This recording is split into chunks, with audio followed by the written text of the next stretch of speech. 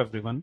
In this video, we will see that how we can make changes in any existing route. So once you are logged into your CRM, click on FSM and then click on routes.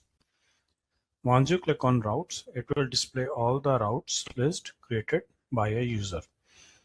Now click on the route name on which you want to make changes.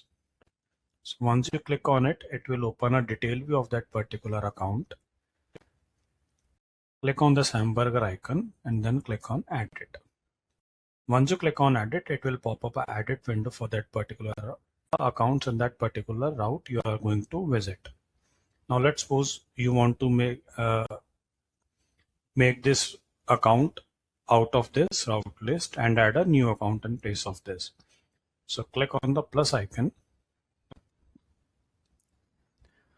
Uncheck the account name you want to remove and select a new account name you want to add in an existing route.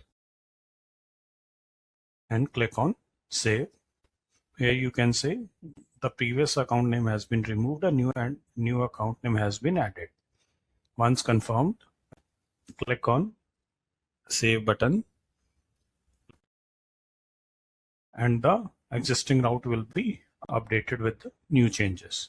So this is how a user can make changes in an existing. Thank you.